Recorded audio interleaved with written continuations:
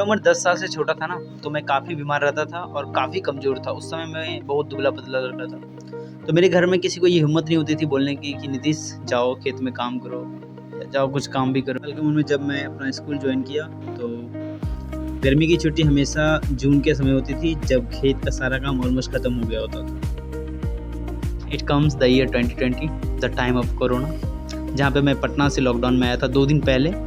लेकिन मैं पटना में रहता था, इसके कारण से मेरे घर वाले और मेरे गांव वाले का स्पेशल अटेंशन था मेरे ऊपर कि हम लोग बाहर ना निकले ज़्यादा। इस चक्कर में मैं लगभग 2 महीना तक अपने घर में ही रहा। तो जब ये हार्वेस्टिंग का टाइम आया मकई का, तो अपने मन से बाहर निकलने के बहाने मैं पहली बार घर से निकला था खेत में काम करने के। भाग्य से 2021 में भी मैं अपने गाँव में ही था उस समय, और उस साल खेत में जो अनाज था वो काफ़ी सड़ रहा था क्योंकि बारिश काफ़ी तगड़ी हो चुकी थी। जो लेबर लोग दूसरे के खेत में काम करते हैं ना, वो पहले अपना काम जो करके ही आएंगे अब काम करने के लिए। तो ऐसे में क्या था, लेबर की डिफिशियंसी हो गई थी, तो हमें मजबूरी में फिर से खेत में जाना पड़ा काम करने के लिए। ये मेरे घर का एक नियम है कि अगर आपने किसी काम को 1 या 2 बार कर लिया ना, देन आप इस काम को करने से मना नहीं कर सकते, और वो भी अपने पापा को ना।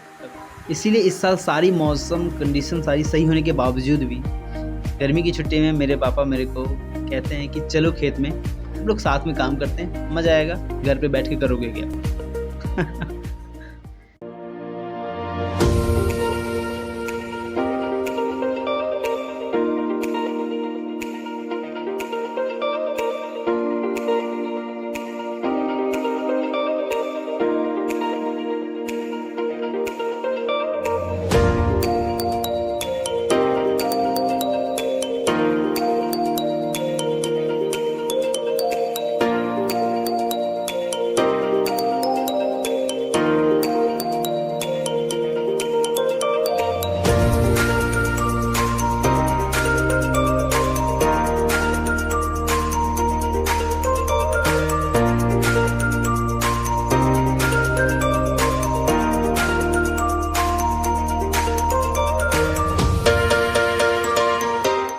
तो अगले दिन सुबह जब मैं 5 बजे अपने घर पे उठ के आता हूँ, तो मैं देखता हूँ कि चापाकल से पानी नहीं आ रही है, और सुबह सुबह इसमें पानी नहीं आ रही होती है। इसी कारण मैं गुस्सा हो जाता हूँ और फिर मैं कुछ तरीका लगाता हूँ जिससे इसमें फिर से पानी आने लगे।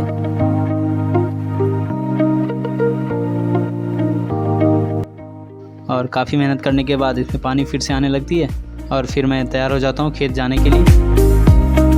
आज मैं खेत अकेले नहीं जा रहा था, मेरे साथ मेरे भैया भी जा रहे थे।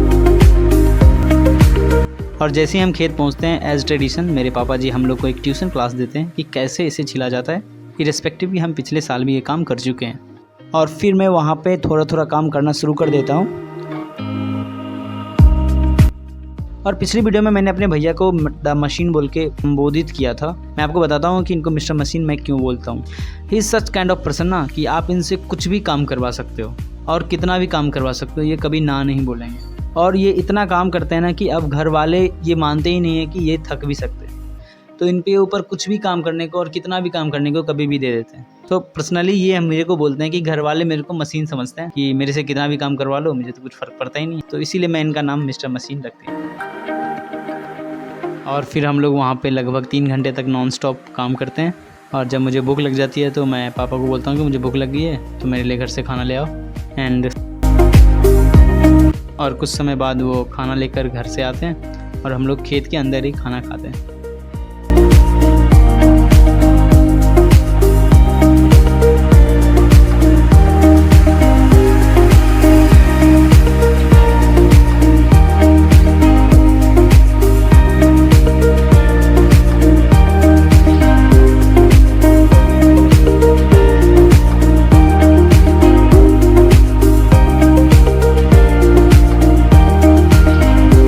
और जैसे ही लाइट की विजिबिलिटी थोड़ी कम होती है 5 बजे तक, तो हम लोग खेत से बाहर आ जाते हैं और वहीं पे खेत की गार्डनिंग करते हैं। और बाहर मुझे 2 बच्चे दिखते हैं आते हुए, तो मैं परमिशन के बगैर, विदाउट परमिशन, मैं उनका वीडियो कैप्चर करना शुरू कर देता हूँ और उनका रिएक्शन आप देख सकते हैं। थोड़ा सा और अंधेरा होने के बाद हम लोग वहाँ से अपने घर की तरफ निकल जाते हैं, और घर जाते समय एक दादा के यहाँ दूध लेने के लिए रुक जाते हैं, और दूध लेने के बाद हम लोग घर आके स्नान करते हैं, and that night we just sleep. यहीं तक आपने पिछली वाली वीडियो को काफ़ी पसंद किया, एंड उसके लिए बहुत बहुत धन्यवाद।